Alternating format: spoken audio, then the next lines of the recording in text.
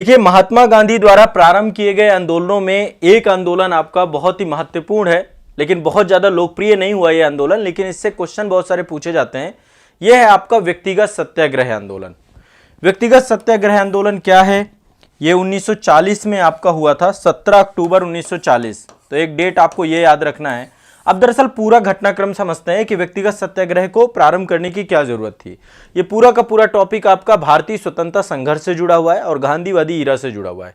ठीक है, तो अब व्यक्तिगत सत्याग्रह क्यों प्रारंभ किया गया? देखिए, आपको पता है कि द्वितीय विश्व युद्ध चालू हो गया। जैसे ही हिटलर ने पोलैंड पे हमला किया, उसके बाद जो है द्वितीय विश्व युद्ध प्रारंभ हो गया। ठीक है, और द्वितीय विश्व युद्ध में ब्रिटेन कूद चुका था, चूंकि तो ब्रिटेन के द्वारा जो उसके औपनिवेशिक केंद्र थे, जहां जहां पे भी उसके उपनिवेश थे, उस समय भारत भी ब्रिटेन का एक उपनिवेश था, एक कॉलोनी थी, एक साम्राज्यवादी शक्ति के तौर पे ब्रिटेन हमारे देश में था।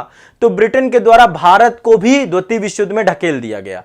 और जैसे ही भारत को द्वितीय विश्व युद्ध में ढकेल दिया गया हमारी सहमति के बिना, वैसे ही कांग्रेस के द्वारा 28 महीने की सरकार चला करके मंत्रिमंडल से सामूहिक तौर पे इस्तीफा दे दिया गया। ठीक है, अब इस्तीफा देने के बाद एक गतिरोध बन गया, एक राजनीतिक गतिरोध बन गया। और राजनीतिक गतिरोध जब बना, अब चूंकि बात थी पूर्ण स्वतंत्रता की, पूर्ण स्वराज्य की, फंडामेंटल राइट्स की, क्योंकि कराची अधिवेशन में इससे पहले फंडामेंटल राइट पे बात हो चुकी थी। तो अब यहां पर अगस्त प्रस्ताव लाया जाता है, तत्कालीन उस समय वायसराय थे लॉर्ड लिनलिथगो के द्वारा। अगस्त प्रस्ताव, जिसके तहत यह बोला गया कि भाई अब भारतीय, जैसे ही हम ये युद्ध खत्म होगा, भारतीय अपना संविधान बना सकते हैं। ठीक है, तो एक प्रस्ताव आया था 1940 में, जिसका नाम था अगस्त प्रस्ताव। क्या नाम था? अगस्त प्रस्ताव। कब आया था ये? 1940 में लॉर्ड लिनलिथगो के द्वारा ये लाया गया था। और इसी प्रस्ताव में पहली बार माना गया कि भारतीय अपना संविधान बना सकते हैं। फर्स्ट टाइम संविधान अंग्रेजों के द्वारा कि भारतीय अपना संविधान खुद बनाएंगे, यह अगस्त प्रस्ताव में ही स्वीकार किया गया। ठीक है, अब समस्या यह थी कि पहले देखो, अब बात वही थी, उनका एक ही मकसद था कि किसी तरीके से भारत द्वितीय विश्व युद्ध को जो है कूद जाए। द्वितीय विश्व युद्ध को देखिए, प्रथम विश्व युद्ध में भारत ने बहुत सहयोग दिया था अंग्रेजों का, खासकर महात्मा गांधी, तभी केसर हिंद की उपाधि प्राप्त हुई। तो लेकिन दूसरे विश्व युद्ध में इनका पूरी की पूरी हमें पता चल चुका था। इससे पहले कितने घटनाक्रम हो चुके थे, असहयोग आंदोलन, उससे पहले जलियांवाला हत्याकांड, अंग्रेजों का चरित्र जो है उजागर हो चुका था कि ये कुछ नहीं करने वाले हैं। उससे पहले भारत शासन अधिनियम 1935 आ चुका था। इसके बाद जो है आपका सविनय अवज्ञा हो चुका था, गांधी जी कई बार जेल जा चुके थे, गोलमेज सम्मेलन आ चुका था, भारत को विभाजित किया जा रहा था जाति के आधार पर, धर्म के आधार पर, सांप्रदायिकता के आधार पर। तो अब बात पचने वाली नहीं थी। अब यह था कि गांधी जी फंसेंगे नहीं इस मुद्दे पे।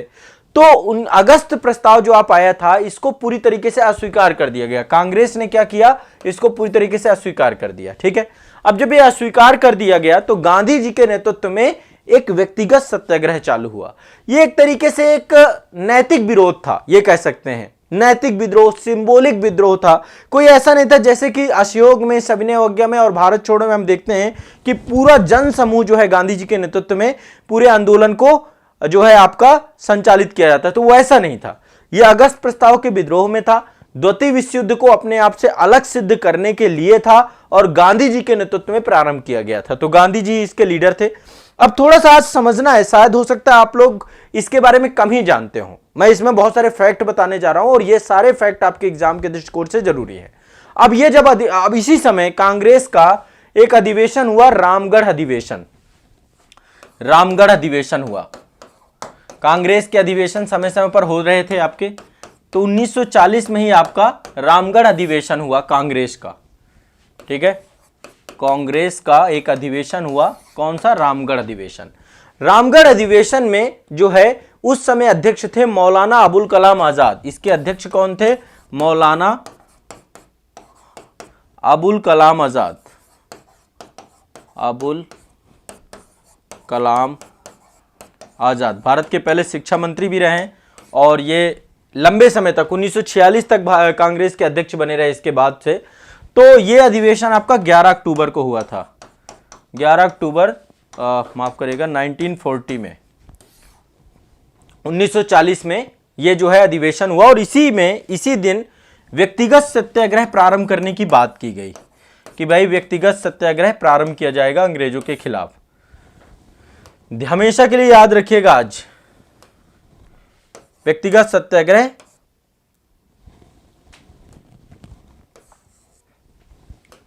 व्यक्तिगत सत्याग्रह आरंभ होने की बात की गई, आरंभ होने की बात की गई। ठीक है, अब इसमें क्या बातें थी एक बार ध्यान समझिएगा कि व्यक्तिगत सत्याग्रह का मतलब क्या था। अब देखिए, इसमें कोई भी व्यक्ति ऐसा नहीं था कि इसका आंदोलन का भाग ले सकता था, मतलब ऐसा नहीं था कि कोई भी व्यक्ति इस आंदोलन से जो है इसका भाग ले सकता है। इसमें वही व्यक्ति भाग ले सकता था जिसको गांधी जी नॉमिनेट करेंगे। पहली बात, इस आंदोलन में गांधी जी के द्वारा जिसको नामित किया जाएगा, गांधी जी जिसको नामित करेंगे, नॉमिनेट करेंगे, वही इस आंदोलन का भागीदार बनेगा। ठीक है, पहली चीज तो ये रखना है कि गांधी जी के द्वारा जो नॉमिनेट किया जाएगा उसी को आंदोलन का हिस्सा बनाया जाएगा। फर्स्ट थिंग तो ये आपको, ठीक है। अब गांधी जी ने किसको पहले नॉमिनेट किया, इससे भी क्वेश्चन पूछता है, वो मैं बाद में बताऊंगा। अब देखो इसमें और क्या क्या था इस कार्यक्रम में। इस कार्यक्रम में पहले तो गांधी जी के द्वारा नॉमिनेट किया जाएगा, जिसको नॉमिनेट किया जाएगा वो सत्याग्रह प्रारंभ करेगा, और सत्याग्रह में वो जब ये सत्याग्रह प्रारंभ होगा तो सत्याग्रह प्रारंभ करने के एक सप्ताह पहले इसकी सूचना जो वहां के जिलाधिकारी हैं उनको दिया जाएगा कि कहां से कहां तक ये सत्याग्रह जो है यात्रा होगी। ये जो व्यक्तिगत सत्याग्रह था इसकी जानकारी जिला महोदय जो वहां के डीएम थे, डिस्ट्रिक्ट मजिस्ट्रेट थे, उनको दी जाएगी कि भाई ये व्यक्तिगत सत्याग्रह होने वाला है और कहां से कहां तक होने वाला है इसकी भी जानकारी दी जाएगी। अब देखिए होता क्या था, क्रांतिकारियों के लिए आपको पता है कि अंग्रेज जाल बिछाए बैठे रहते थे, उनको गिरफ्तार कर लेते थे। तो इसमें बताया गया कि यदि कोई सत्याग्रही गिरफ्तारी से बच जाता है तो एक जो स्थान तय किया गया कि यहां से यहां तक की यात्रा होगी, वहां पे जाकर के वो क्या करेगा, तिरंगा झंडा फहराएगा। क्या करेगा, सिंबॉलिक तौर पे तिरंगा झंडा फहराया जाएगा। ठीक है, तिरंगा फहराने की बात की गई।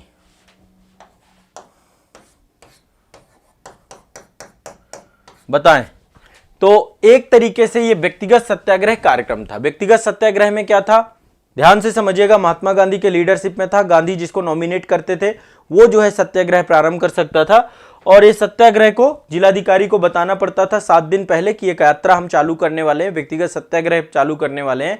अभी इस एवज में कांग्रेस के रामगढ़ अधिवेशन में इसमें अनुमति मिली। कब मिली, 11 अक्टूबर को। इसके बाद 17 अक्टूबर को एक कार्यक्रम प्रारंभ हुआ। कब स्टार्ट हुआ, 17 अक्टूबर को, ध्यान रखिएगा 17 अक्टूबर को एक कार्यक्रम प्रारंभ हुआ। 17 अक्टूबर 1940 को यह स्टार्ट होता है। ठीक है, कहां से स्टार्ट होता है, पवनार से। पवनार, अब पवनार का नाम सुनते ही आपके दिमाग में एक नाम आ गया होगा एक व्यक्ति का। ये व्यक्ति हैं, ये हैं आचार्य विनोबा भावे। आचार्य विनोबा भावे पहले आपके सत्याग्रही चुने गए। गांधी जी ने पहला व्यक्ति चुना आचार्य विनोबा भावे को। इनका बहुत बड़ा योगदान है भूदान आंदोलन में, आपको पता है। तो महाराष्ट्र में इनका पवनार आश्रम था, वहां से इनका स्टार्ट हुआ, लेकिन 21 अक्टूबर को ये गिरफ्तार कर लिए गए। 17 अक्टूबर को कार्यक्रम चालू हुआ और 21 अक्टूबर को ये ब्रिटिश सरकार के द्वारा गिरफ्तार कर लिए गए। ठीक है, जैसे ही गिरफ्तार किए गए उसके बाद महात्मा गांधी ने जवाहरलाल नेहरू जी को दूसरा सत्याग्रही चुना। क्या चुना, दूसरा सत्याग्रही। जवाहरलाल नेहरू दूसरे सत्याग्रही थे व्यक्तिगत सत्याग्रह के, और तीसरे सत्याग्रही थे ब्रह्मदत्त।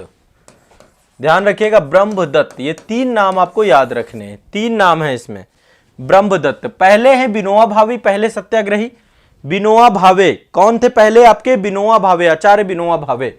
ये आपको दिमाग में बैठा के रखना। पहले थे आचार्य विनोबा भावे, दूसरे थे आपके जवाहरलाल नेहरू, और तीसरे थे आपके ब्रह्मदत्त। कौन थे आपके, ब्रह्मदत्त। ठीक है, ये ध्यान रखना है। 3 सत्याग्रही चुने गए, लेकिन इस सत्याग्रह का बहुत ज्यादा जनमानस पे प्रभाव नहीं पड़ा, और फाइनली दिसंबर 1941 को आंदोलन समाप्त कर दिया गया। दिसंबर 1941 को आंदोलन प्रारंभ समाप्त कर दिया गया। इसके बाद आपको पता है कि क्रिप्स मिशन आता है भारत। क्रिप्स मैं बाद में पढ़ाऊंगा किसी में।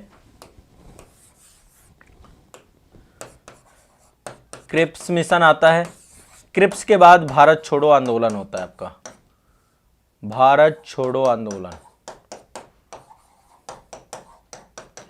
ठीक है, तो अभी किसी दिन एक सेशन में मैं सोच रहा हूं कि आप लोगों को गांधी में बहुत डिटेल से पढ़ा दूं, क्योंकि गांधी एग्जाम के दृष्टिकोण से बहुत इंपॉर्टेंट होते हैं। तो व्यक्तिगत सत्याग्रह आपको समझ में आया थोड़ा बहुत।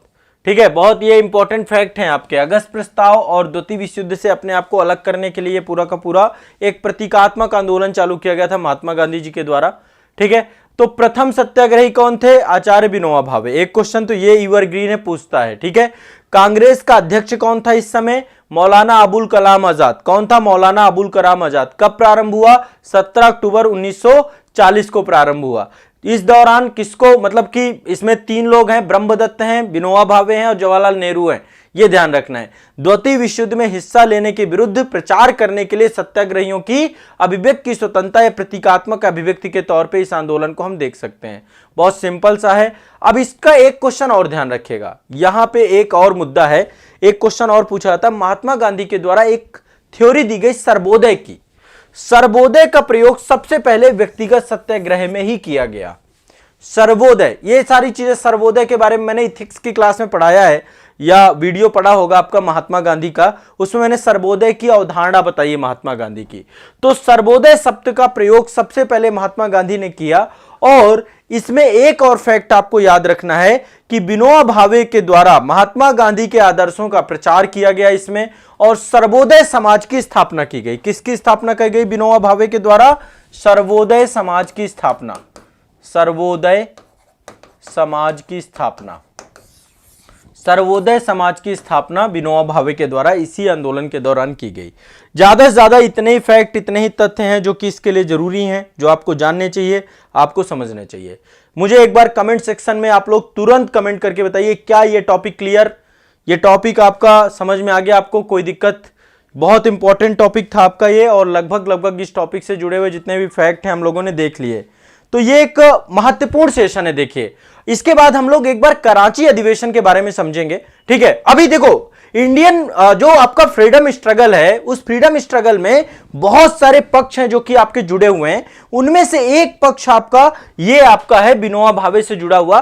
तो आप लोग थोड़ा सा ये पूरा ध्यान रखना है, जहां जहां से देखो हम टटोल के टॉपिक्स लेकर के आएंगे, जहां से क्वेश्चन पूछ रहा होगा उसको पूरी तरीके से 360 डिग्री देख लेंगे। और मैं सिर्फ उतना ही पढ़ाऊंगा जितना एग्जाम के दृष्टिकोण से आपको आएगा। आज के बाद ये टॉपिक से क्वेश्चन गलत नहीं होना चाहिए आपका, एक भी क्वेश्चन आपका गलत नहीं होना चाहिए इस टॉपिक से, इतना मैं आप लोगों से अपेक्षा करता हूं। समझ रहे हैं बात को? ठीक है, चलो, व्यक्तिगत सत्याग्रह इंपॉर्टेंट टॉपिक है, खत्म करते हैं इसको, क्लियर करते हैं, याद कर लीजिए।